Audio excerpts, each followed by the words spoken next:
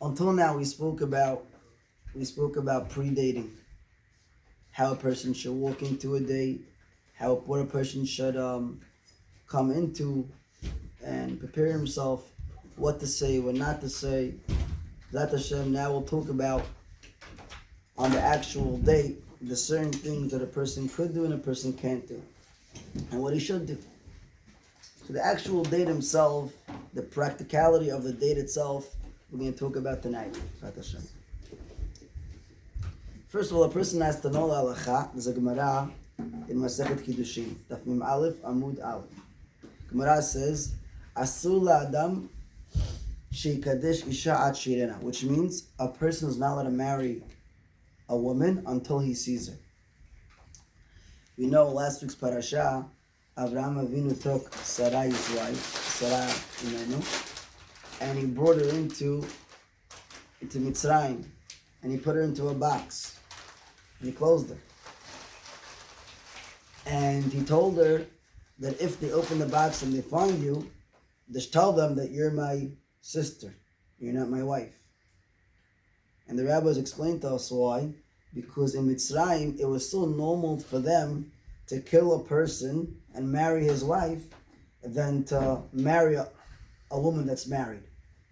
It was normal to them to kill a man, to take his wife, but not to marry his wife while she's still married to him. That was the norm in Mitzrayim. But the Torah tells us that Avraham Avinu looked at his wife at the first time he saw his wife.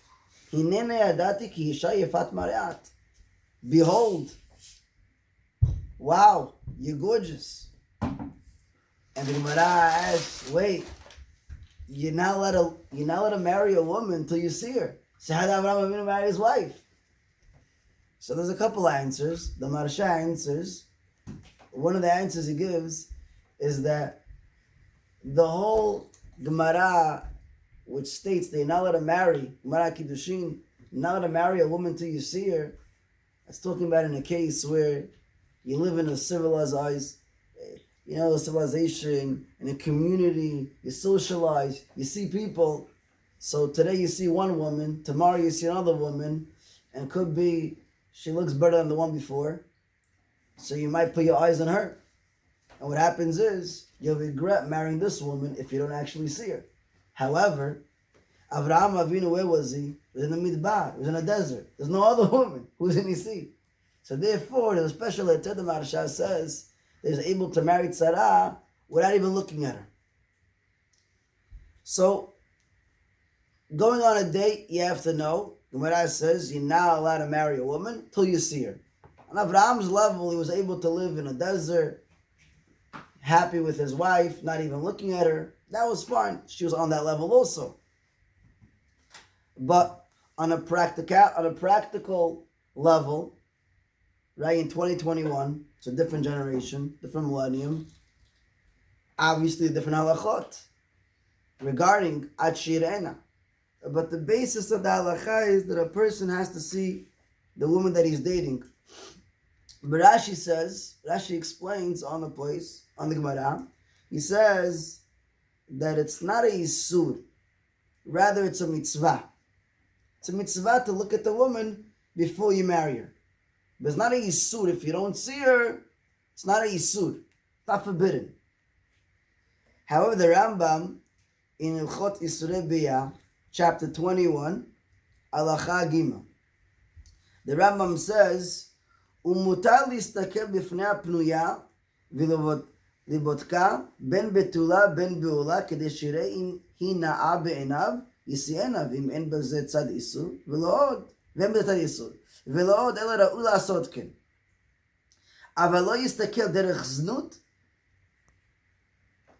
harei hu omer berit kartil le'enai u'ma yitbonan al betula." The Rambam writes down that not only that a person is not allowed to marry a woman till he sees her, but rather it's the most befitting thing to do. It's a good thing to do. A person should go and look at the woman that he's dating in order to marry her. Obviously, he's not checking her out and comparing himself. Wait, on Instagram, I saw she looks different. Huh? Today, it's a whole different world. It's just comparing. Oh, we're on J-Swipe. Yalla, next. what are you doing? Nah, L'Shem Shabbat, I want to marry the woman. You're looking at you're looking at the garbage for a wife. Right? You don't find your wife at the corner. You want to find your wife in a good place. So like that she'll have morality, she'll have midot. So at the end of the day, it's asur to marry a woman if you don't look at her.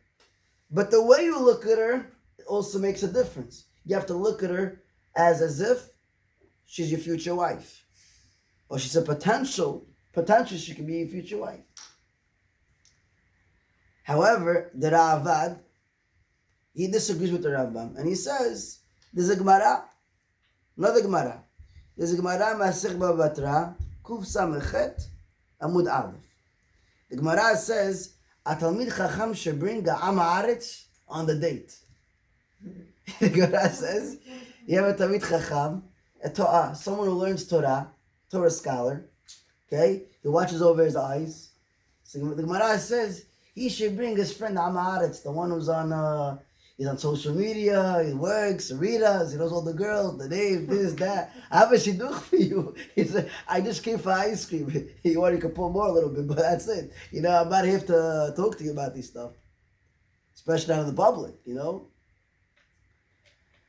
So the Gemara says about Batra, says that Ravad brings the Gemara, and he says, according to this Gemara, clearly we see that what?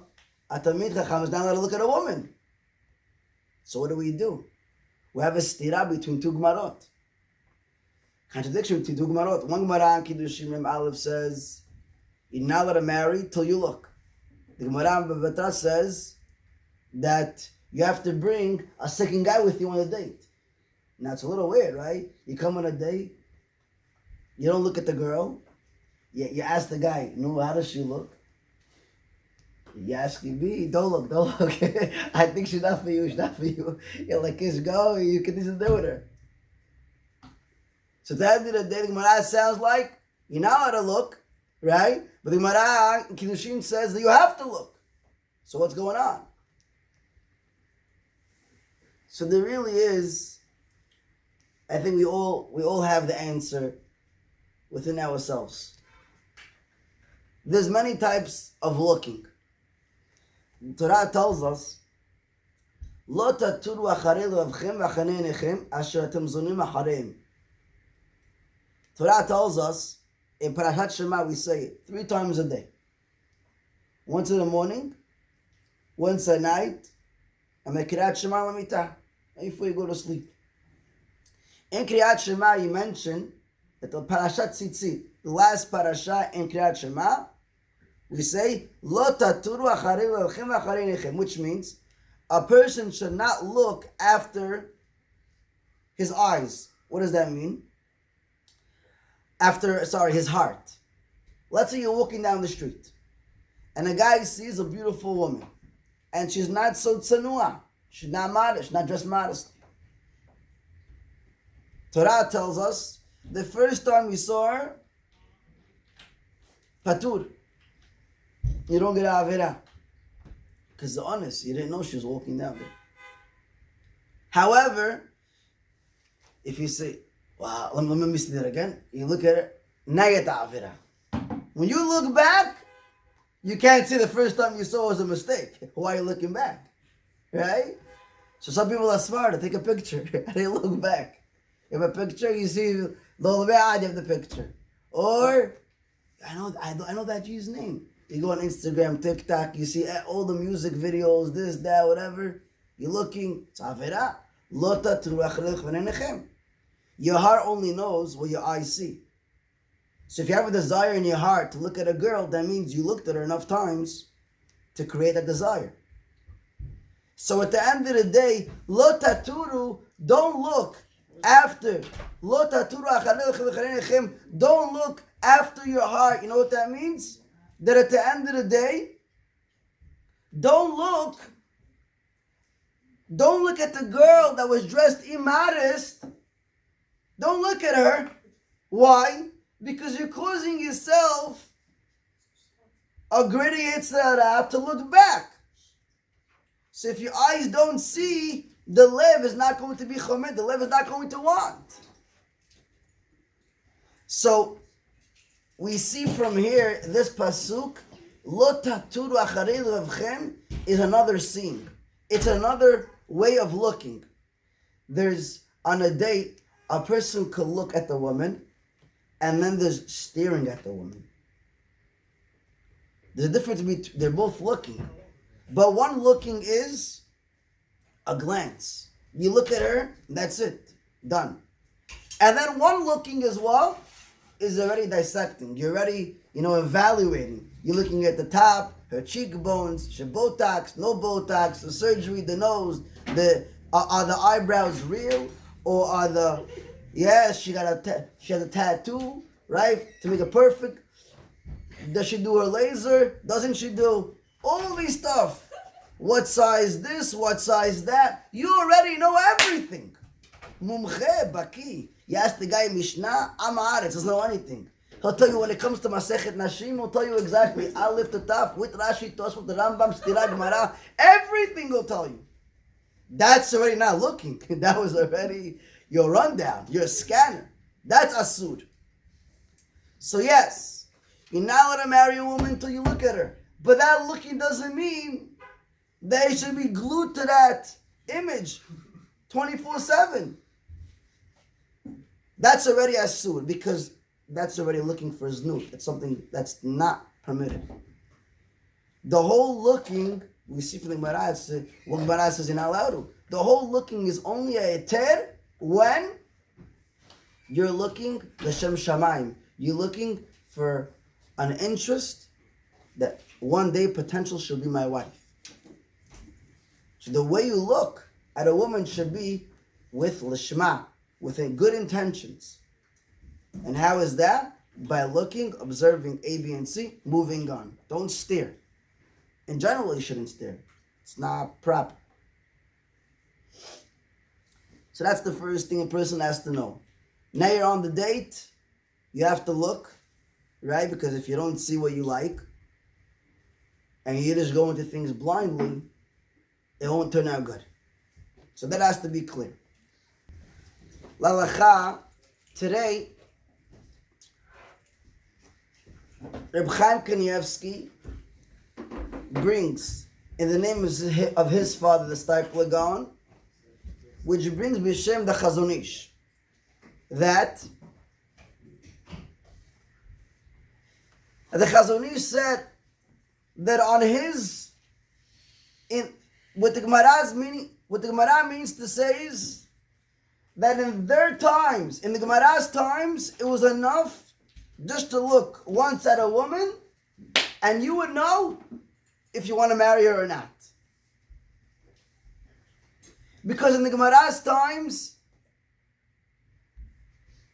in a sense, there was less tum'ah, less impurity. And people acknowledged more the quality of each other. I'm going to go off tangent for a moment. Steve Jobs created the iPhone. One of the purposes of the iPhone was to bring two people from the ends of Earth and to connect them. So in essence, to take two people that are totally disconnected and through the phone, connect them. Today, the iPhone does the exact opposite. It takes two people that are the closest to each other and makes them the furthest from each other. Why? Because today we got used to technology. Today, when you talk to someone, you don't acknowledge the privilege that you have that you're able to talk to him. Then you wouldn't see people. So if you saw them, wow, it's amazing. A husband and wife, they wake up, sunrise, go to sleep, sunset. So they have 12 hours with each other. But in that 12 hours, he was working 8 of those hours. and he went to pray to learn. What did he have left? A couple hours. So those hours, sentimental. They were quality time. Today, after a full year of Corona, almost 2 years, a full year of unemployment, you think the guy went to work? The guy sitting on his couch, he finished the whole Netflix. He went, he finished everything. Now, he's done. His eyes are glazed. He can't see anymore. He has he can't sit down. He has ants in his pants already. He's done. That's it. Now he has to pick on someone. Who is he going to pick? The one sitting next to him. His wife.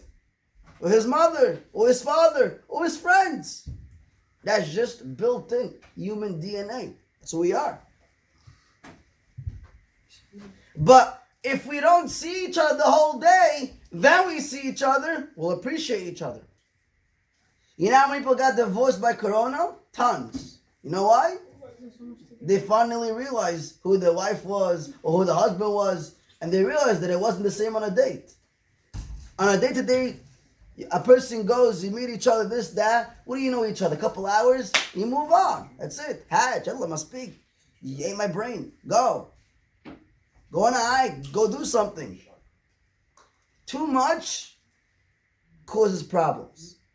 Therefore, it is healthy to keep yourself busy. In the times, to go back to the halacha, said the Chazon Ish, in the times of the Gemara, a man, he looked at a woman. That was enough for him to realize if he wants her or not. Obviously, there's a whole background search. The parents, where do they pray? Who's his rabbi? Who's her rabbi? Which yeshiva he went to? Which seminary she went to?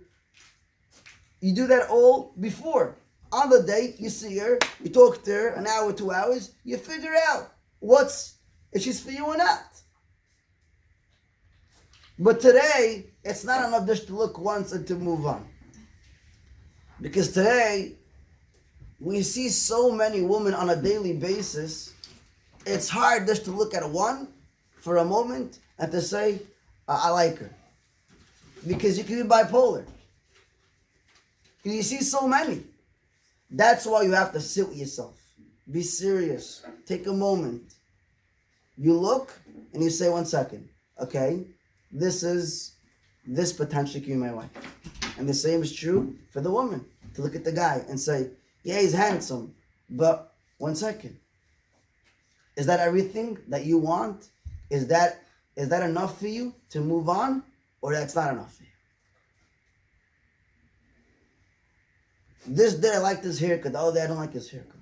So you write down, Joey, you can't take this haircut. Only this one.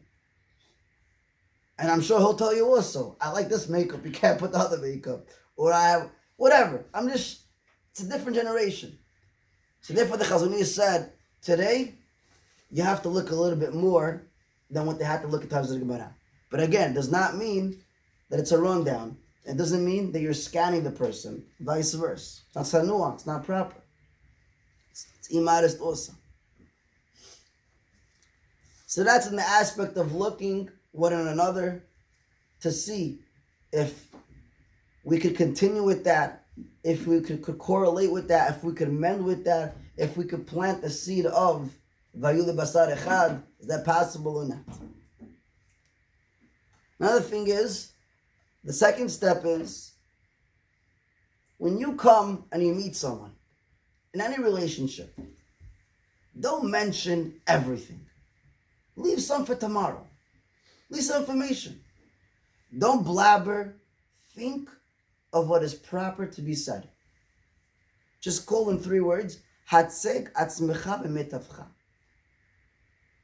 Show yourself in the best format.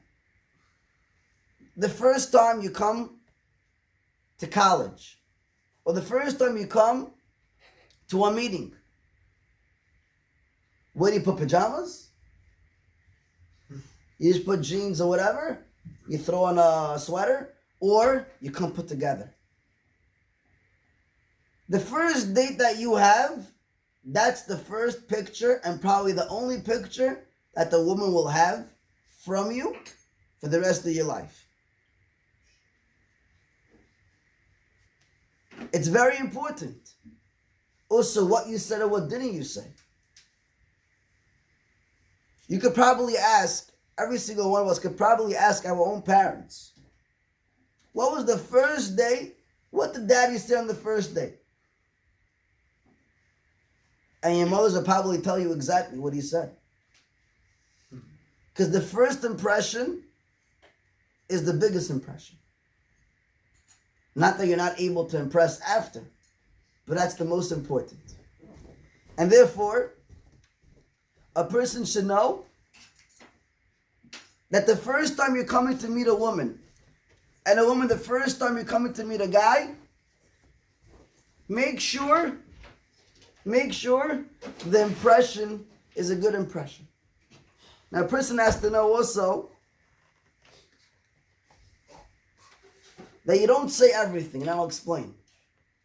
There was a guy who went on a date with a woman, and on the first date, he started talking, and he started telling the woman, the girl, I want to tell you, I play soccer, I play basketball. Now she thought he's a learning boy, sitting, learning, working on his midot, praying, right? Perfecting himself. And here on the day, he's talking about sports. Yo, you saw LeBron's dunk last night? Wow. She's like, I thought you took a toast for or something. Where'd he go? And then he starts talking about other things. What do you say about Dogecoin? She's like, what Dogecoin? I know dodgeball. What's Dogecoin? He's like, I'll explain to you. He starts explaining to her. And the girl, after the whole day, she's baffled. She's surprised. She doesn't know what to say. She was told this guy, Tamid Chacham, she said, learns the whole day, doesn't have internet, doesn't have a phone, there's a computer, tzaddik, he doesn't know what Dogecoin is, doesn't play sports. And now all of a sudden, she's in for the shock of her life. He knows more than her. So, the girl tells her parents, I'm a little overwhelmed. I don't know if I want to go on a second date. And the parents say, what could he have done already on the first date that you're so, overwhelmed? So, she tells her parents exactly what happened. And the parents call the rabbi. And tell the rabbi, we trusted you. This is our daughter. It's not another daughter. It's our daughter. We love her. And we respected your opinion. And we take your word seriously. So could you please explain what happened? So the rabbi said, listen, I heard what you're saying, but I didn't speak to the bachur yet. I didn't speak to the guy yet. Let me speak to him. I'll get back to you. The rabbi went and he met the bachur and he asked him, started talking to him about, obviously you don't stay on, pounce on him. Started talking to him about a couple topics. And then from topic to topic, he got into the topic of last night, about his date. And he said, so how was your date? So he started saying, yeah, I told her I'm a little open-minded. I also play sports. I know what the stock market's about. He's like, whoa. It's like, Rabbi, what's wrong? That was the truth. So the rabbi said, 1 second. That's not the truth. That's a lie. It's like, Rabbi, I'm telling you this is what I do. The rabbi said, I'll explain to you. You learn. You learn. I see what you do in the Bet Midrash. You're 12 hours in Bet Midrash, you're learning. With your chavruta, you come and you ask me questions. Now, you happen to like soccer or sports or whatever it is. So you play once a week. Once every 2 weeks. You play a little sports. You happen to be interested in the stock market. I hear, okay? But that's not you. That's not who you are. You're a different person. You're a tzaddik. You're a Talmid Chacham. You're a guy who still learns and works on himself. You better yourself every day. So when you go and oppose yourself as a guy who's open-minded, plays sports, and then you say, I also learn. You know what's going to happen? They forgot about also learn. All they remembered is, this guy, Stam, he works for global warming. He warms up the seats the whole day. Drinks coffee, goes to the bathroom. Before you know it, that's it. The day's over. And that's true? It's not true. That's not who you are. I know it's not who you are. A person could ruin his zivug. He could ruin his potential to get a good job or a good girl just the way you talk. And it's all because of stupidity. You know why? You didn't think before you were speaking. You didn't think before you were speaking. Most of our errors, our mistakes in life is all because our mouth. David HaMelech writes down, Shomer piv ulshono, shomer mitzarot nafsho. A person who guards his mouth and his tongue from speaking bad, he protects himself. That is the biggest protection for yourself. To failure, to tragedies, or to anything bad. It doesn't just mean gossiping or talking slander about someone else. Sometimes it could very own mean that you're speaking slander about yourself. And you don't even realize. Other people do realize. If they like you, they'll tell you. And if they don't, they'll tell you, well said, it's good. So you could dig yourself another grave or a deeper grave, and they'll throw you in one day and that's it. Or take whatever you built for yourself. So it's not true to say that I do A, B, and C when you don't. You happen to do it once in a blue. Doesn't make it you. If a girl asks you on a date, do you smoke? And you happen to smoke, let's say, I'm talking about cigarettes, okay? Or the e-cig. You happen to smoke, let's say, once a week. It's a lie to say, I smoke. Socially. You have to say, I don't smoke. I happen to smoke once a week. Like the smoking habit gets me once a week. It's a lot. First of all, that's emet. It's not sheker. And furthermore, it sounds better on a conversation. So at the end of the day, it's the impression that you're making, that's what's going to be heard. And that's also what's going to be thought out. That's who you are. Because we as humans, when we look at each other, our reflection is what you oppose. If you come to a meeting showing that you're a boss, they'll they'll treat you like a boss. If you come with zero confidence, then people will step on you. They'll pay you the minimum wage. But if you walk into a boss, like a Jew walks in, I want A, B, and C, whether they give it to you or not, they will acknowledge that you're A, B, and C. You're a man, or you're a woman. You have respect for yourself, people will respect you. So at the end of the day, your impression is based on the personality and the words that you described your own self. And many people make this mistake in life, and they always come back and say, why do people think this and this about me? Well, guess what? You let them think this and this about you.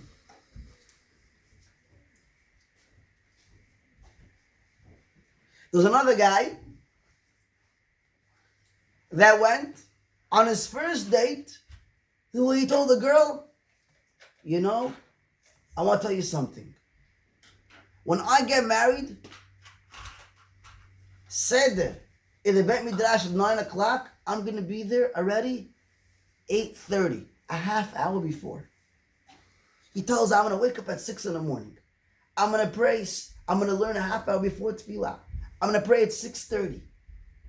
And then I'm going to finish Tefillah at 7:30. I'm going to learn till 8:30, and then I'm going to come to the Bet Midrash a half hour early to prepare, and then I'm going to learn till 1, then pray mincha, then after I'm going to learn for another hour, then eat lunch. B'kitzu, he has a schedule that in the army they don't have. A very intensive schedule. And he tells us to the girl, and the girl says, oh my gosh, am I hearing right? When is he going to come home? When am I going to see him? When am I going to talk to him? If the guy's learning the whole day, who am I marrying? Am I marrying a book or a guy? What am I doing? At the end of the day, she's confused. What's going on? She tells her parents, Daddy and Ma, I want to tell you something. This guy's beyond. What he described, he wants to be the next Gdol Ador. And I don't know if I'm holding over there. I don't know about him. I don't know if I'm holding over there. So the parents go to the rabbi and tell him, Rabbi, what's going on? She says, 1 second. I don't know what's going on. You got to tell me. So they tell him exactly the whole schedule. He's like, wow, he's learning more than me. I know it's not true. What's going on? So I want to speak to the guy. He goes to speak to the Bachur. He says, Rabbi, you know what I did on a day? He's like, what'd you do on a day? He's like, Rabbi, I told her straight up what I'm going to do. He's like, and what are you going to do? So I'm going to learn for 20 hours a day. I say, really? She says, yeah. She's like, so why are you not learning 20 hours a day now? So when I get married, everything's going to be good. I'm telling you, it's going to be Gucci. My wife's going to make me food. Bring it to the table. Hey, here's the food. Don't even look at me. Eat. Allah, eat. She'll put it all the way. Uber Eats to his mouth. He's going to eat. Don't chew too fast. Whatever. Take your time a little bit here and there. Here's a drink. You want Similac? What do you want? And she'll do everything. The guy, wait, don't take a shower. You want to learn? Wait, I'm going to come. I'll bring shampoo. What you want? Dandruff? This? What do you want? I'll wash your legs. I'll do everything for you. I'll pick you up so you can learn. You can have the sefer. Why on the bed? What's going on? Are you serious? He says, listen, you're not Reb Chaim Kanievsky. And Reb Chaim Kanievsky doesn't do that. But besides the point, you're not the Gdol Ador. No, when I get married, I'm going to be. It doesn't work like that. We have a very big mistake as humans. We think when we get married, everything is going to be perfect to the T. That's it. She knows me. You just met her. You met her for 2 months. You think she knows you? She doesn't know anything. Tomorrow she gets married to you. She smells your stinky socks. She sees you. You don't brush your teeth. You came with fake. I don't know what you're wearing. You came with a mask. You didn't take it off. She sees your pimples. You're ugly. This and that. You have a mustache. You can't grow hair. This, that. She doesn't know anything about you. And you think you know her? She also has a mustache.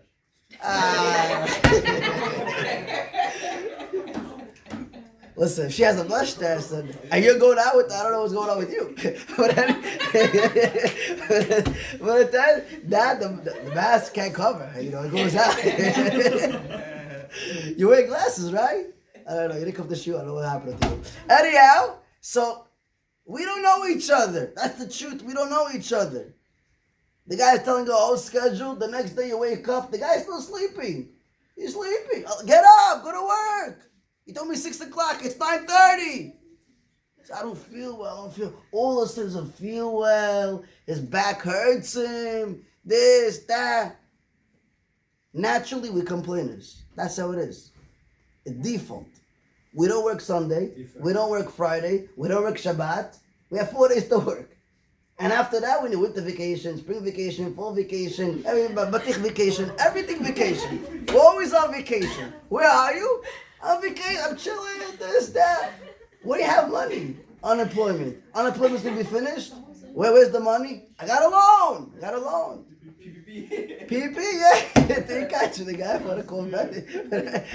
A guy did Miami. They arrested him. Anyhow, at the end of the day, you could PP Whatever you want at the end of the day, sof ganav l'tliya.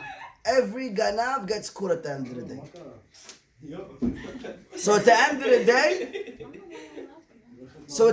the day, a person has to know. You do not know anything about her, and she doesn't know anything about you. So if you don't work on yourself today, don't expect tomorrow to be a better day. Don't expect. The same way the apple doesn't grow on a tree out of the blue. You have to plant, you have to plow, you have to water it, it needs sunlight, it needs the vitamins, it needs a lot of things, and that's an apple. We're a lot worse than apples. You need a plow. You need to plow your neshama with more Torah, with more midot, with more musar, with da'at Torah, not your own da'at. Not to do whatever you think is right, because you don't know anything, especially if you don't work on yourself. And there's so much tumah outside, so it's very hard. So to come on a day prepared, that means you did homework before. That means you worked on yourself before. And that's why it's so important. You can't exaggerate. Yeah, I want this and I want that, and I'm going to do this, I'm going to do that. But you're not holding there. Who are you fooling? You're not holding there. Don't say that. Also, don't exaggerate. You know, you walk on the steps, right? There's levels, step by step. You take 2 steps. You know what happens when you fall down? What do you miss? 2 steps also. The harder the jump, the harder the fall. Right? The higher the jump, the lower you're going to fall. Also, the harder the fall is. In life, there's no cutting corners. No cutting corners. On a light, there's a red light, there's a gas station on the corner. A lot of time, what do? You take a right, you book, and that's it. But then you don't realize the next corner is a red light. So what'd you gain? But it seems like you gained. In life, the same thing. You can't cut corners. If you didn't work on yourself today, tomorrow is going to be harder. So it is. Tomorrow is only harder. We just read a couple weeks ago, Parashat Bereshit. What was the first mistake the woman made? The first mistake. What? She listened. Eating from the tree. She listened? Listened to the snake. She spoke to the snake. Like, you didn't have a conversation with She her. spoke to She the looked snake. at the snake. She You know? Looked at the snake. She what? She thought about talking to the snake. Thought about talking to the snake. Everything's about the snake, huh? She She was asked alone? herself why I'm she- asking about the woman. What was her mistake? Asked She didn't herself- ask her husband She before made talking her to a husband man. eat from the tree. She ate alone. from the tree. She ate from the tree. She was alone?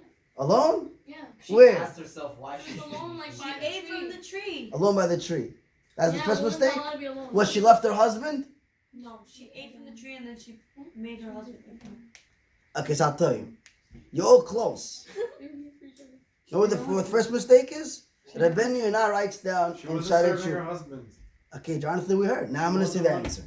Rabbeinu Yonah says like this. He says, the first mistake a woman made was she added a boundary that she wasn't supposed to add. Oh yeah, not touching the tree. Oh, very good. What did God say? Don't eat from the tree. Exactly. And what did she tell the Nachash? Not to touch the tree. So what did the Nachash do? He pushed her. And he said, oh. And all this, all we're going through, is because of that. She made it up. So at the end, you tell me. I don't know who told told her. her about All it though. because of A the husband told her. Adam told There her was that. no- Listen, the Adam She shouldn't. can't touch Adam the shouldn't tree. go. She can't touch the tree. The man also has a problem. No There one's was no saying because rabbi of the to woman. ask. The man shouldn't always listen to his wife. Just because she's giving him food doesn't mean that it's fine. He has to ask her, wait, didn't God say you're not allowed to eat from the tree? So why are you giving from the tree? So then only the woman will suffer. What? That's exactly why she gave it. Very good. Rashi says, well, I'm going to die by myself. Well, here, let him die also. We'll die together. We'll live together. We'll be born together. We'll die together. That's Rashi. Okay, you're saying that? Rashi's wife was over. Yeah, by the way, it was Rachel's Yotzar a couple days ago. Just 2 days ago. 2 days ago. On Sunday. Yud Aleph Cheshvan. Yudalef Cheshvan was Rachel Imenu Zyortzeit. Rachel, It was like yesterday. Rachel, she cried her whole life for kids. Right? Rachel spoke to Yaakov, her husband, and she told him, I want a kid. So Rashi brings down, why does she want a kid so much? So badly? Everyone wants kids, right? But why does she want it so badly? Everyone else had, even her shivchas had. Her sister. Her maids Her and her sisters sister. and her maids. everyone. You're right, everyone had kids, she wants kids also.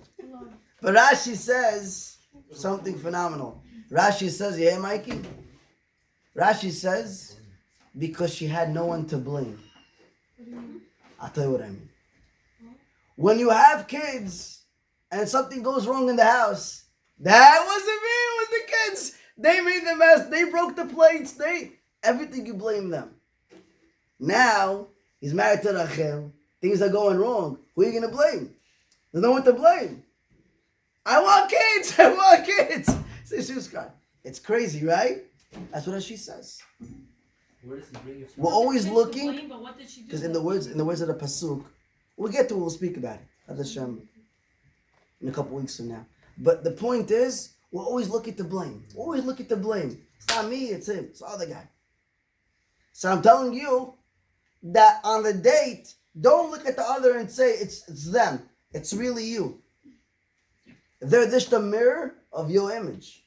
They're reflectors. Whatever they see, that's what they reflect upon you. The Zohar says a woman is the reflection of her husband. And in Shamayim, the way that Hashem gives Musar to a man is through the woman. It means if the woman's tough, the guy has to shape up. So he has to marry a Moroccite, I don't know. But you'd be surprised, also Bukhari, there's also Persians, also Sfaradi, also Ashkenaz, some Israelis. What? Is that only after the wedding? Before you're not allowed to marry her, you're not allowed to be with her, right? No, will she get like crazy? What? Will she get like her... Depends if you're crazy, depends. How old Depends how you act. Because if you're dating the shidduch world, Like if you're dating the right You one, could will she play become it. like cuckoo to help you? Should become cuckoo to help you? It depends. Again, the way you act, usually, that's how people around you will act. But how do you know which way it's gonna go? If you get what I'm saying. For example, a guy's crazy and the girl's normal. How do you know if the guy is gonna become normal or if the girl is gonna become crazy? Which way to go? So if you look at the core of everything, if you always look at the roots of everything, what's making her feel this way, or what's making the guy feel this way, and that's where you touch at that core, so you'll realize everything is taluya in that. And the way you react to that, you'll realize in accordance that everything will work out. Okay? Oh, sure. If you understand what I'm saying. Okay. At the end of the day, yeah, so these two stories just we're elaborating on to show that a person has to not, paint a picture, draw a picture over that he's not. Just because you do certain things sometimes doesn't mean that's what you do all the time. And also, not to jump the gun. Don't always exaggerate. Don't say this is what I do or whatever. I want to be this and this and this. Well, you're not. Step by step. You want to learn? No problem. But just, be kovayatim la Torah. Start baby steps. How does a baby start? Very slowly. Rolling. Right? So at the end of the day, you also have to. We're all baby in that sense. You'll have to start off slowly. Start off with small steps. Whatever it is. For example, let's say a person, this method is a very big machloket between the Balei Musar and today in Kiruv also. There's two approaches. There's rabbis that will tell you that if you don't do A, B, and C, you're going straight to Gehinnom. And there's rabbis that will tell you that if you go slowly, you're not going to go to Gehinnom, you go to Gan Eden. You will get punished for the averot that you do, but at the end of the day, if you go slowly, it's okay. God will be more lenient with you. What's the right approach? It really depends on the person himself and also on the congregation and the scenario that he's in. You hear? So, what I'm telling you is like this. The Rambam had a son, Rabbeinu Avram. Rabbeinu Avram ben Rambam writes down that when a person leaves the Tum'ah, he should go slowly, because the Tum'ah is not a frayed, in other words, meaning he's not going to let you go so quickly. He knows exactly who you are. He's been around, and he knows the way you think. So at the end of the day, if you take him for a spin, he'll come back right at you. But if you give in to him, but slowly, you start tapping out, then you're able to work with him. You're able to dominate him. And that's the only way, really, for a person to stop doing what he's doing, especially in this generation, and to totally disconnect. Meaning you have to disconnect slowly, in order to totally disconnect. Which means, let's say if a person's on Instagram for an hour a day. The right thing is you should not be at all. However, if you were to stop totally, cold turkey, right? I know people, stop cold turkey. 40 days, no wasting seed. All social media, they erased. Baruch Hashem, one guy that I know, he's still keeping up. Baruch Hashem, that's good. But I also know guys that they did very similar things, and now they're with Goyot. So it doesn't really help. It's all totally on the person. I told him, don't do it. Slowly. Nah, I'm Gucci, I'm good, don't worry, I'm good. And what happened? He fell back straight into it. So at the end of the day, you know yourself. You also know what you're capable of doing. Don't fool yourself. There's no one that knows you better than yourself. Go slowly, the same way. You know, nobody ever went from yeshiva straight to the clubs. You know how it started? One day he came to shul, he opened his button. His father asked him, well, why'd you open up your button? Wow, it's very hot in here. It's very hot in here. So for the past 5 years, you came with the top button closed. It wasn't hot for you? Brim up or brim down? No, it was what's it called? It was very hot in here. Then, after a month, he comes with a small kippah, microscopic. You can't even see it. He's telling you, thinking that I'm still wearing a kippah. After a month, there's no kippah. And slowly, he comes with a necklace. Chai. Not good? It's Chai. Or Magen David. It's David HaMelech. David HaMelech's necklace. Right? Or he has Luchot HaBrit. Rabbi, Luchot HaBrit. It's Sofer Torah. It's gold. Shvatim, right? Choshen, Ephod. Next thing you know, is coming with the Kohen Gadol's clothes. I don't know. At the end of the day. So he covered all these stuff, right? Next day, no tzitzit. Yo, it's too much. It's sunny outside. It's a summer. I can't wait. Tzitzit, it's too much. You talking to him, he's screaming already. That's when you know the guy's already majnun. Anyhow, so what happens?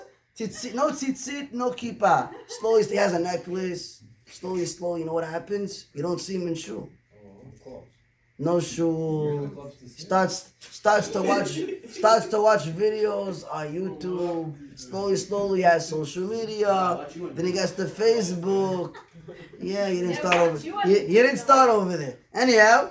I started brim up or brim down. One day I believe you. I brought it right back. I believe you. Now it's with your chop. It's one day up, one day down. It's a split. Can't have soup. At the end, I'm not joking. I'm with you. At the end, that's how it starts. Slowly. One day, Purim. A lot of boys, they go to the clubs. V'napachu. Let me dash the whole year. Purim, go to the club. Berlin is worse than the club. That's not true. It's not true. That's not true. What? Because people hug and give you a kiss? No. I've seen crazy Yes, stuff. PTSD. Listen, I don't know what you saw. If you saw that, then... החושד במומו חושד. You know what that means? What does it mean? That'll live after shoot. At the end of the day, that's how it starts. Slowly. Right? Nobody ever started with Coke. You know, you don't start with Coke.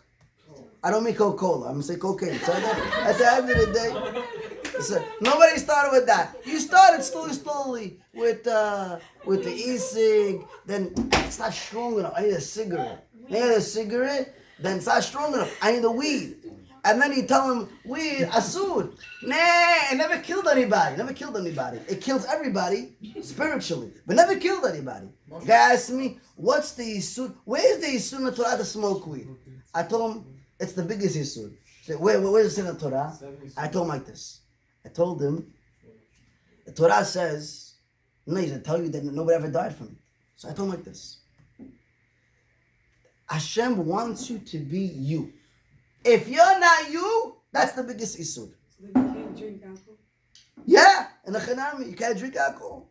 What do you mean the whole family drinks alcohol? Your whole family's not them. At the end of the day, well, your family does not raya. It's not a pasuk in the Torah. Your family does. People have families that go to Kekun. What? Sadder. That's why their head is full with arak. They do stupid things, right? I didn't make them crazy. Arak makes them them. Mix them what? Makes them themselves. I promise you, without arak, you're more authentic. And at the end of the day, everyone starts with baby steps and they get to where they get to. So too is true when you want to stop doing something. Don't jump, because if you jump, you know what's going to happen? You're going to end up exactly where you started from, if not worse. So take step by step, slowly. Now, a person has to know, when you're on a date,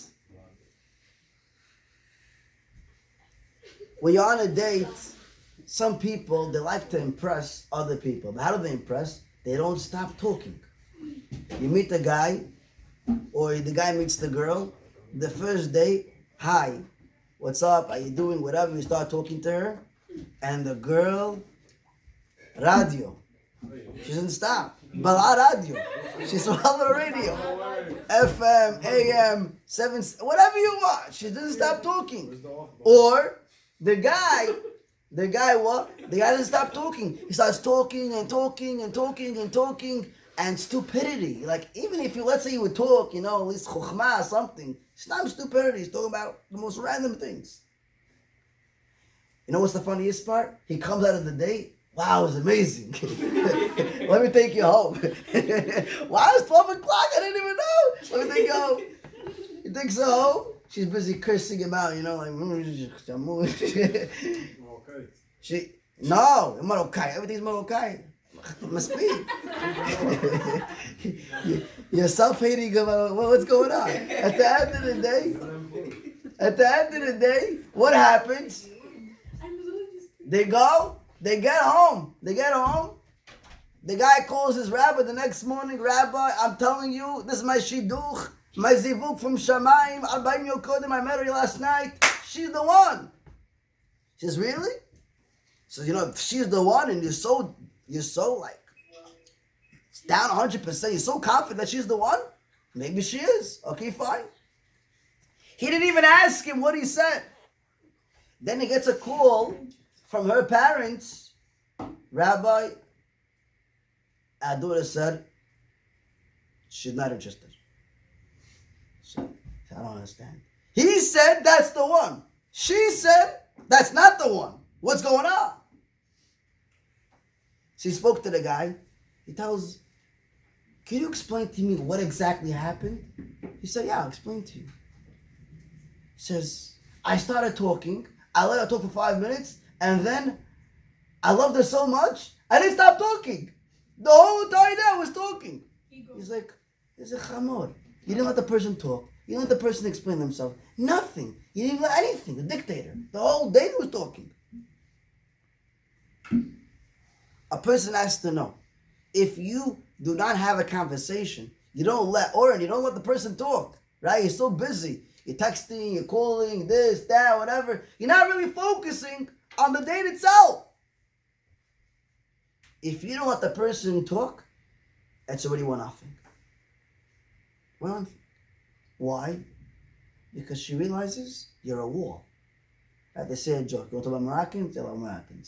So they say a joke about the Moroccan. The Moroccan guy, we're going to call him David. He's up. What? He's a goat. Wow. Masood, yalla, Masood. Masood takes his wife after he gets married the first day after Sheb Bracho, he takes her to the Kotel. Takes her to the Kotel Maravi. She tells him, why are you taking me to the Kotel? He says, gay, you should talking to a wall. That's it. You weren't listening, so I'll be. But you're So- praying at the hotel, so it's not He's joking. It's a joke. Baruch Hashem, Baruch Hashem. At the end of the day, yeah, the guy didn't stop talking. He didn't want to talk. She doesn't know what to do. She's going crazy. She's going nuts. He doesn't stop. He's talking and talking and talking and talking. How much? So what happens? She loses an interest in him, or vice versa, when the girl talks. Now, you know what? A lot of times, people talk. You know why we talk a lot? Sometimes we don't have confidence. When you have too much confidence, you have no confidence. Why are they talking? Because you're embarrassed. She's gonna ask you something. So what do? You talk, as if like you're so passionate that's good, or vice versa. The girl talks. She has a bad history, guys, this, that, whatever. She's afraid. He's gonna ask her, what is she gonna do? She's gonna lie? She doesn't know how to lie. Her parents, you ask them something, even if it's the worst thing to tell you straight up how it was. She's afraid. So that's one mistake to do by keep on talking and not having a conversation between each other. Another thing is that a person has to know in a conversation when both of us are talking, the man is talking, the girl is talking, so you're able to read more about her and she's able to read more about you. You're able to connect on a different level. Because let's say we ask a question, it's a broad question, right? Let's say, what are your hobbies? Or what school did you go to? Now when she explains why she went to this school or why she chooses these girls to be her friends, now you have a more of understanding why she goes out with these girls. They might be more modern, but they might be more religious, and we don't. So it's something that I have a question, but you could clarify it. Or vice versa. Why did I pick this yeshiva to go to? In Israel, there's 25 yeshivot that I could have went to, or 100 that I could have went to. Why did I pick this one? So if he explains to the girl, and then he ends off, it's not really a Q&A only, but there's going to be a Q&A in the conversation, and it's fine. We have to respect each other by giving, space, giving time for each other, like a normal meeting, and potentially that she could be your wife, and potentially he could be your husband, with respect for each other.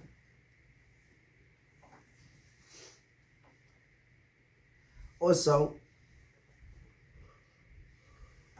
let's say the guy or the girl asks a question, and you're not interested in talking about it. Don't lie about it, because it'll always come back. Don't lie about it. You could talk about it, but minimize it. Don't expand, just minimize it. For example, have you ever been left back in school? Don't raise your hand and say yes. But at the end of the day, if the date asks you that, and you don't feel comfortable talking about it, so you can just say, start a different topic. You're not saying that you haven't been, but you're also not saying that you were. You're just showing that you're not at that stage right now to talk about it. And I'll understand it. Another example. Did you ever smoke weed? So at the end of the day, you don't have to answer that. You can move on to speak a different different topic, right? You don't have to lie, but you don't have to say the truth also right now, because you're not holding them. You're not confident. You're not. You don't know him enough. She doesn't know you enough. It's not confident to speak about this. It's not proper to speak about it. Try to minimize. Also, sometimes Siyag lechokhma shtika. You know, when you see three guys looking at a screen in the middle of shiur, so you know what happens? They become the joke. Because it shows that what? That they have a little guilt in this. Right? The topic, they feel so stupid. So at the end of the day, if they were smarter, they would pick up the headset and not agree or disagree about the topic. But at least like don't be blunt and yeah, right now that's what I'm talking about. But anyhow, the Gemara says Mishnah Navot, Sel Chochma Shtika. One of the signs to see a person's smart is if he's quiet. Shlomo HaMelech says, Evil machrish chacham yichashev. Evil machrish chacham yichashev means that you could have an idiot, a person that's very dumb, he's ignorant. But when he's quiet, people think that he's smart. Could be he's dumb. But when you're quiet, you're not giving people a chance or a reason to think otherwise about you. But that means if you're quiet in the sense that you're not doing anything but being quiet, not texting or whatever, stuff like that. Otherwise, you're giving a reason to people because then they can see what you're texting and they can realize if you're really smart or dumb. So sometimes it's best in a date just to be quiet. If you don't have an answer, so obviously don't just be, ignorant totally. Try to move on. Or this could be a pause, two, whatever. And move on. But you have to know. What? What if they keep nagging you about it? Push back. So you could just say straight. If it gets to a point where it's like totally disrespectful, you could say, "I'm not comfortable talking about it right now," and move on. Well, not like totally Next disrespectful, but in the sense of like, come on, tell me, come on. Yeah. And like, you're not gonna be like, yo, back off. It's just like, yo, I don't feel comfortable talking. You're like, yo, please tell me. But you just really don't feel comfortable saying it. And then you'll get to the point. If she you'll get offended. if she pushes If she was or smart, she would just like pick up on the She'll context know. clues. you see, he's saying she's not smart. So then you're saying that you're out with the wrong person. Rabbi, Exactly. You're out You with see? the wrong person. Very good.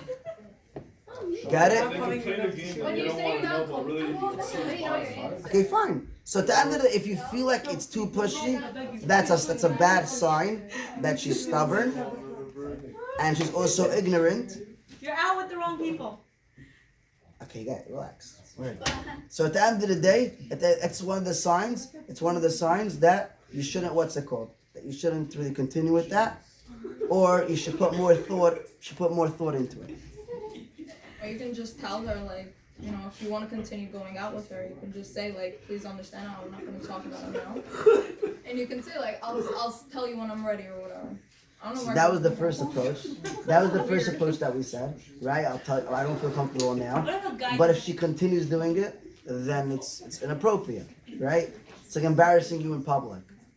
So please stop asking. Tell the girl, please stop asking. He basically telling her, and she's not happy. So block her, guy. Block her, bye-bye. Yeah, what you want to ask? So what if a guy asks like really inappropriate questions, like? Like what? It's not your place to ask. Serious.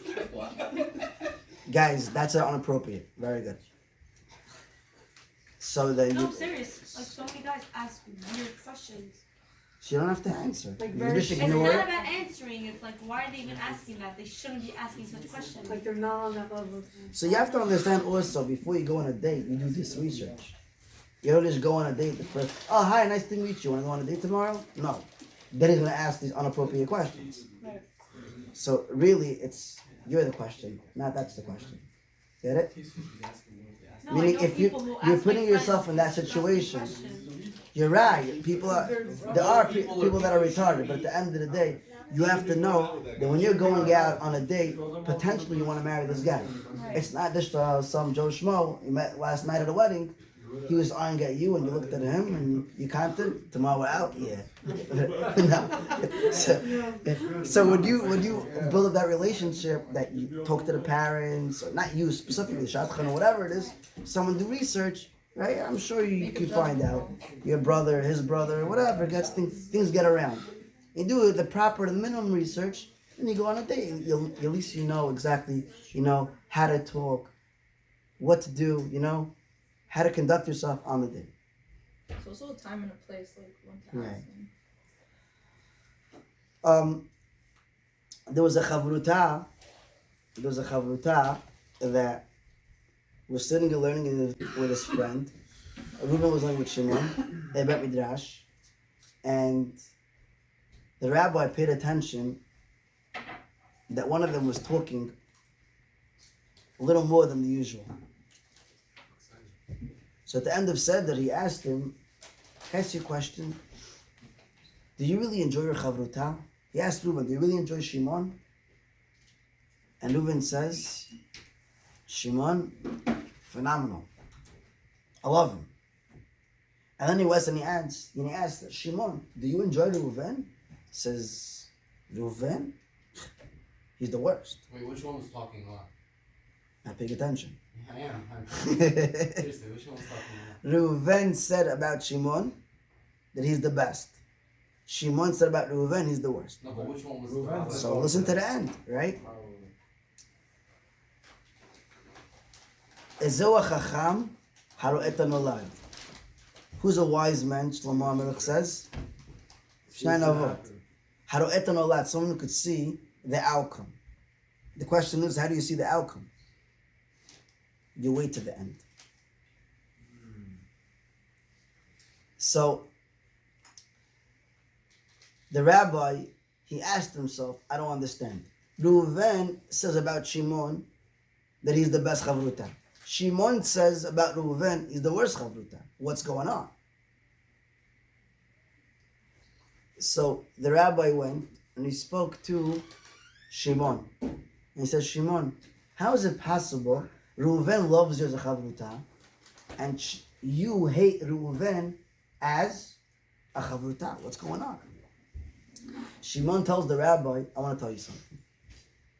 When I sit and learn with my chavruta, he doesn't let me talk. He talks for 3 hours straight. 3 hours straight, he's talking.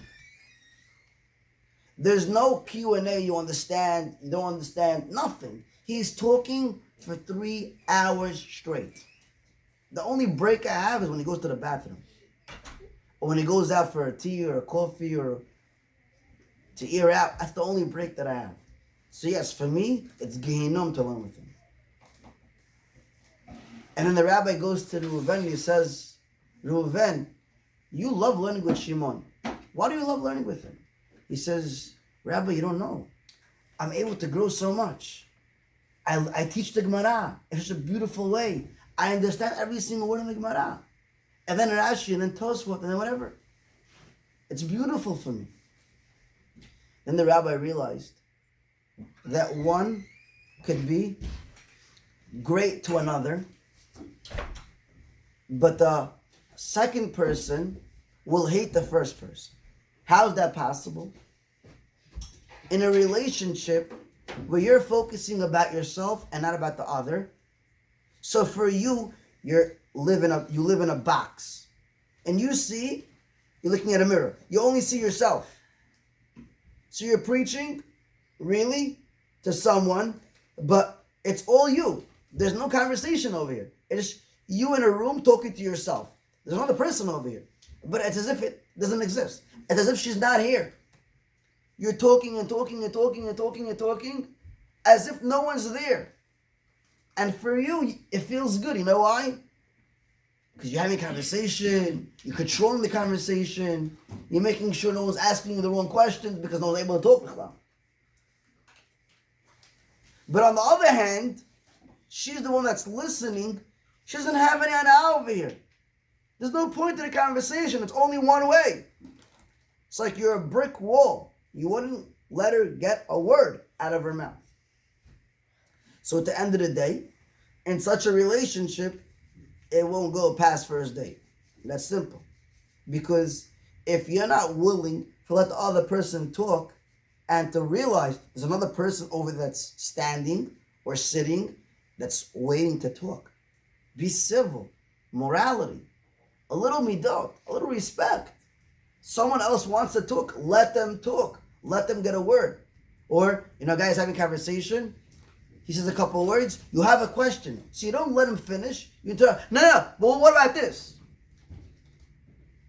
Chazal say on that, chamor kofetz berosho.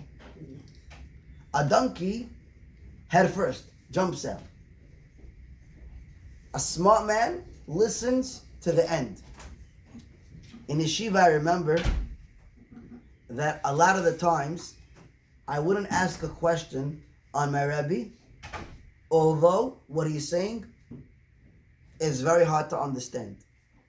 And the reason why I didn't ask was because in the back of my head, I always said to myself, if I just wait to the end, my question won't be a question. Most of the times in life, if we would wait for the other person to finish his sentence, you wouldn't have a question. Now, I'm going to tell you a deeper thing. In psychology, they teach you this. That when a person's talking, there's Torah also, by the way. It's merely Torah. When a person's talking and you're thinking of what you want to say based on what he's saying, you're not really listening. You're not observing what he's actually saying. You know, people, you start talking to them, hi, good morning, what's up, how you doing, whatever. Wait, where were you last night? Wait, I'm talking to you. Wait. You swallow the guy. And you know what? Hajj, move on. You're too much for me in the morning. Give me till 2, 3 in the afternoon. So, when a person is talking, you shut your brain, meaning you're not thinking about asking questions. Or even if you are, even if you're able to multitask, right? Everyone says, I can multitask. Yeah, multitask. And then they ask you at the end, oh, by the way, what did you say in the beginning? I missed that out. Or they'll ask you a question that you clearly mentioned right a second ago. And this shows you that they didn't really pay attention. So this is very important on a date in every relationship and in any relationship. Whether it's your parents, your friends, your neighbors, your partner, whatever it is. You're on a date, you're having a conversation, hear the person out to the end. Let him talk. Let her talk. I can guarantee you, whenever you do this, most of your questions will be resolved. You realize there's not even a question. There's a Amorah in the Gemara of Yosef. Rav Yosef, he passed away. He passed away once in his learning. He got very deep into it, and he passed away. When he woke up, his father asked him, what did you see? So he said, I was in Shamayim, and I saw that everything that we see in this world is exactly the opposite. Who we think are Reshaim, really Tzaddikim. And who we think that are Tzaddikim, are Reshaim. So he asked him, what does that mean? You want to tell me all the Tzaddikim are Reshaim? Or all the Reshaim are Tzaddikim? He says, no. He says, we're very judgmental in this world. We think a Tzaddik has to be A, B, and C. And the Rasha has to be X, Y, Z. But in Hashem's eyes, it's totally different. You could be learning 24/7 and be called in Hashem's eyes a wicked man, a Rasha. Why? I'll tell you why. Because you have no midot. You have no respect. You talk when people are talking. You don't learn Torah. You don't pray. You're disrespectful. You're kfui tovah. Doesn't he learn 24/7? Exactly. That means rather you don't learn. Because the more you learn, the more Hashem expects from you. Right? When a rabbi does Avera and a regular guy does Avera, who do we expect more from? Rabbi. The rabbi. Why? Because he learns. Because he knows. Right? When you're a lawyer and you're a con artist, you scam the system. What's your penalty? A lot higher than a regular guy. Some guy on the street in the corner over there, they scam the system. You know why? Because you're a lawyer. Right? You know more. You know what's right. You know what's wrong. So why are you doing it? So at the end of the day, you expected more. So the Rabbi Salanta says, what does it mean that Olam Hafuch Ra'iti? I saw an upside down world. Rabbi Salanta says, a lot of times in life, we look at certain people and we say, he, for sure, Gan Eden, the best place. Tzaddik Gamur. So Rabbi Salanta, Rav Yosef is telling us, sometimes Hashem created a man that he has the power to build 10 yeshivot. And all he built was 5. Then there's a guy who all he has is the capability of coming to pray 3 times a day. That's it. And he does it. In Hashem's eyes, who's greater?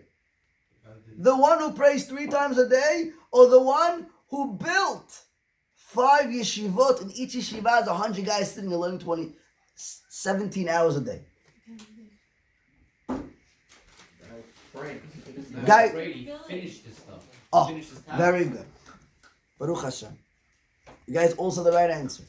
Because the guy prays 3 times a day. Because- What? The guy that's praying 3 times a day is like putting his effort. They're both putting effort, but he's putting his maximum effort. That's what you meant to say, right? So Messiah Santa says, every person was created with a kli, a utensil. Some people are created with a jug, with a barrel, to fill the barrel. So at the end of the day, as long as you fill up your kli, your utensil, in Hashem's eyes, you're the best guy. You could be born with a shot glass. That potential. You fill up that potential, you fill up to the top, you're a tzaddik in Hashem's eyes. You could build 15 yeshivot and only be a half a guy. You're still tzaddik, but you're only half. Not your fullest. You know why? Because you have the potential to build 30 yeshivot. So it's not about the quantity, rather it's about the quality of every single one of us. So at the end of the day, if we live with that metaphor, that's about the quality, and we delve into it, and we ponder about it, and that's what we're looking on a date. You look at the woman, yes, very nice, but you want to see if her insides are nice. The quality that she has. So a person could go on a date. I know people, they're dating a girl for 2-3 years. You know what happens? They get divorced after a couple months. So ask the guy, what happened? You've been here for 3 years. He says, Rabbi, I didn't know. I didn't, this much I did not know. Like 3 years. I told you a story, I'm going to say it in short. There was a guy, we call him Reuven. He got married to Rachel. He had a baby girl. They got divorced. There's complications, they got divorced. There was another woman, Leah, she married Shimon. And they had a son. They also got divorced. They were both going in Shidduchim. And the rabbi, there's a rabbi that knew both of them. She said, you know what? You're divorced with a son. You're divorced with a daughter. Yalla, get married. Mishpachat Grushinsky. Yalla. Garush and Grusha. Yeah, fine. Get married. Okay. So what happens? They get married. 19 years later. 19 years later, what happens? The boy and the girl are in Shidduchim. The rabbi says, you should marry each other. She says, are you serious? Rabbi, I'm married. She says, yeah, marry. What's the problem? Alachat mutar. She's not your sister and he's not your brother, right? They're steps. Step is mutar. Listen to this. The rabbi says he married them off. A year later, Jonathan, what did we just say? Listen to the end. Hashem Yazor. Kitzur, At least it was. a year later, Michael, min matzah mino, it's not good. You continue eating, it's fine. So, min matzah mino, they got married. What happened? They come to the rabbi. The boy and the girl, the two stepbrothers, they come to the rabbi. And they both say, Rabbi, I want to tell you something. We lived for 19 years together in the same house. My stepfather and his stepmother got married. We're married. I thought that I would know my stepsister. And she said, I thought I would know my stepbrother. But the moment I got married, a year later, I could say with 100% confidence, I did not know him, and he did not know me. That means, until you get married, you don't know each other. And this is something that, once you get married, you'll realize. Because everything prior is one big fake relationship. All fake. What do I mean that it's fake? I don't mean that you can't like each other before and see things in each other that, you have chemistry, but it's not real. You know why it's not real? Because you're not one yet. One means, Gemara says, Hasharui belo isha, someone who's not married, Sharui belo simcha. He's not a happy man. A man that's not married, Sharui belo Torah. He has no Torah. You can be sitting learning for 20 hours a day, no Torah. There's many things that the Gemara says, Sharui bli. If he's not married, you're lacking. You're only half a man. You're not a full man. As much confidence you have in yourself, you're only a half a person. You're not a full man. But once you're married, now you become one. Side the man and side the woman. Why? Because now you have nisyonot. Now let's see if you're still learning the same way you were learning. Now let's see if you're happy. Now let's see.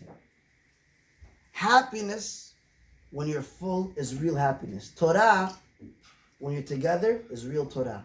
Anything that you do in life, when it's together, al pi halacha, that's real. That's substantial. And when a man and a woman get married, they become one to the point where now it's real time. That's the real time. That's the real nisayon. That's the real avodah. To be married and to still do what you quote unquote would do before. That I knew you would say that you'd be happy. Let's see you be happy now. You learn Torah. Let's see you learn Torah now. You go to work now. Let's see you go to work. Right? You get married. You have a baby. She's crying. Your wife tells you 3 a.m. Yalla, get up. Well, get up. I'm tired. She tells you, listen, honey, I'm also tired. You tell her, listen, that's your job. No. She say, listen, that's not my job. We're married. It's our job. I don't care if she's Moroccan or Bukharian. That's your job together. So at the end of the day, you have to know, when you get married, it's real. There's no running away from it, it's real. And that's why, only when you get married, and you live together, al pi halacha, with tahara, kedusha, and prishut, then you could say, my relationship is real. But up until that moment, you don't know what a relationship is.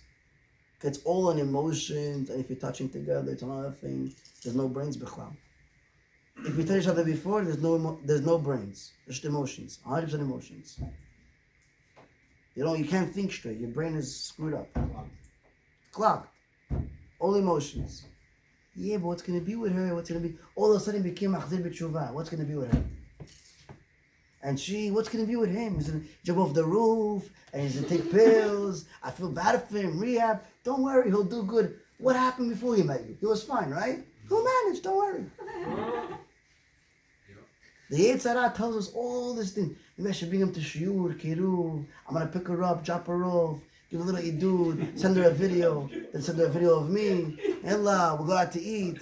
All these types of things. At the end of the day, you just know. Anything that you do shalal pi Torah, instead of bringing you closer, it brings you the furthest away from each other. Not only that, a woman is very smart. She's smarter than a man. She has deeper understanding than a man. And a woman realizes when you're trying too hard to get her. You hear, Gabby? She realizes when a man's trying, he's overdoing to get her. Not that a man is dumb. A man is also very smart.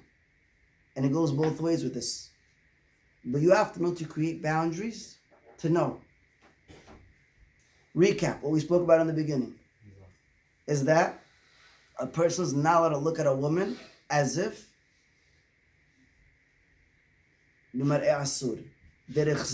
which means it's as if he wants to go out with her and do something. Asur. As if she's an object. Exactly. You have to look at her as potentially you want to marry her. That you're allowed to look. And that you're allowed to observe. In that sense, and only in that sense. Second thing is your first impression. The way you approach the first time you're meeting a person. Make sure it's a very, very important. Very important. The first impression is probably the most effective impression.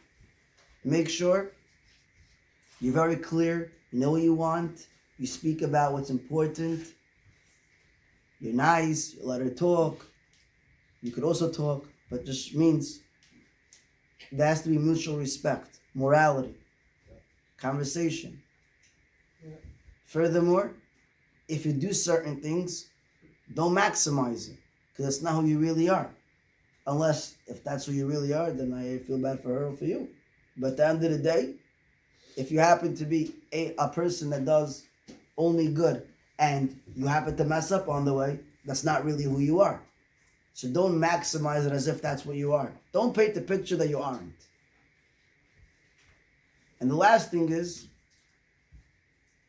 that a person has to know how to give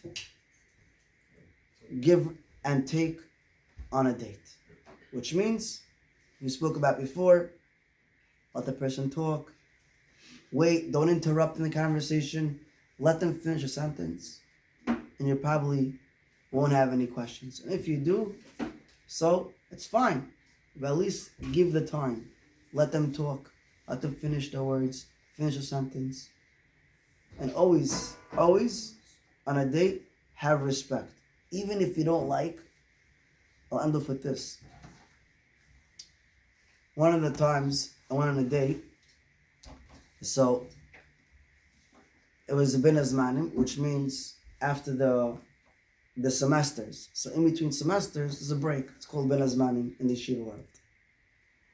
And I learned in Bnei Brak, and there was a girl that I went on a date during the bin azmanim. She didn't drive, she was on a bus from Yerucham. It's almost like a 3-hour drive. A 3-hour bus ride. She came all the way to Bnei Brak. You? For a date. Now, the date was in her sister's apartment. She also lived in Bnei Brak. And the apartment was maybe, I would say, maybe 8 by 10, 8 by 15 maybe. Feet? Yeah. It's very small. Very small. It's really small. Maybe a corner, whatever. There's the bedroom, small little lobby, whatever, like a dining room, kitchen together. Basically, now for Isur Yichud, you're not allowed to be with a woman by yourself, especially if you're not married to her. So, her brother-in-law and her sister were in the room right next to me.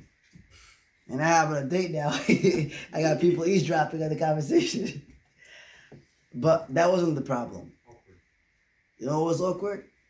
I walked in, I knocked on the door. Her sister opened up the door. She was skinny, wearing mitpachat. Okay, a head covering, no wig. So I thought, from the scene, then I see another girl with her hair, but she weighed like 350 pounds. She was very big. So I thought I thought that my date is not going to be her. It's the woman that's married. So I'm not saying that I went out with the girl that's married. I'm saying at the end of the day, that's what I thought. Went into it. Now what happened? I quickly realized that's my date. Okay? So, But you were the meal. so I went. Okay, guys, listen to the end. No space to kids. Good luck. You done? You done? There's no Shna Marakim. Okay, it's fine. Yeah, like, at the end of the day, What if she's watching? guys, you can't even a story. You can't finish that word. Probably you tore it off today. Gabby, you're continuing because I don't know who's worse. At the end of the day, I sat down. We spoke. I already realized there's no chance, but the benefit of the doubt was that I sat down and spoke for a while. Right, we had a conversation, obviously. I didn't speak for 2 hours, let us speak for a half hour, but it was a conversation. The point I'm trying to make is that although you know already she's not for you, or vice versa, he's not for you, have basic morality, respect. I said to myself in the middle of the day, she took a bus ride 3 hours from Yerucham to come over here. Now, in the back of my eye, when I saw her, I always said to myself, I clearly spoke to the Shadchan, the one that clearly, and that was one of the questions that I asked. When a Shadchan usually tells you, they're not fat, so you know they're chubby. You know already something's going on. But I specifically asked, is she skinny? He's like, yeah, whatever. Like a bat, like no, whatever. And that's what he said. So I say, we're so close. You would never you never do me like that. You never go around me like that. That's really bad, How did you have a conversation even though you knew that you were you're out the door the second she turns her head? Like, how do you continue a To conversation? not hurt her feelings. So because you acknowledge that she drove. First of all, she's a woman, right? Every woman deserves respect. It's a date, I'm not saying right? go with She got dressed up. Whether she's big, fat, ugly, whatever, it doesn't make a difference. At the end of the day, she's a woman. At the end of the day, she's a person. She has feelings. I know, I'm not saying. So you can't embarrass her. Oh, by the way, you didn't get a diet. You didn't go on a diet or whatever. Did you see me before you walked in? No, you can't do that. You have to act with respect. Talk to her with respect. Not her. Now, at the end of the day, I think we both know that where it's going. We also have to acknowledge at the end of the day, she has feelings, and you have to give her the basic respect. Let's say you would talk 2 hours, you talk for 2 hours. If it's an hour and a half date, hour and a half, whatever it is, we have to give the basic respect. Did she understand from it? That you What? were not interested? Did she understand that? Or she really thought that How do you wow, leave? you really How do you? How do you leave after an hour? What do you say? What? when you said that, right? Say I had to In go your home. mind, I'm never touching nothing near her. I'm out the door. But she Gary, thinks, it's not like that. Relax. How do you leave? Not everything's about the weight. No, but did you get her hopes up? That's yeah, what did you get her hopes up? I You didn't- make her feel- No, it's How do you tell the conversation. You guys are asking questions clearly because you did not understand the conversation. You try to make the best This out of is the why we ask situation, but questions. If I'm getting her hopes up, what am I doing? You're leading her on. You're hurting her feelings. Even more. So therefore, you don't do that. You have the How do you base. put respect? It's one day. We want to marry the girl after one day. No, I'm Relax. just So saying, how do exactly. you So respect relax. It's not Now, that. how do you Okay, tell after she going, lied? finish no the conversation. Why? No, you What pick does up she do? and. How she? Well, you should marry her also. Tom, that the shit, you guys won't have that issue. But either way, Ad Hashem HaKadosh Baruch Hu give you bracha, tzlacha, prasad shefa. We all find your zivug this year. Thank you. Amen. Amen.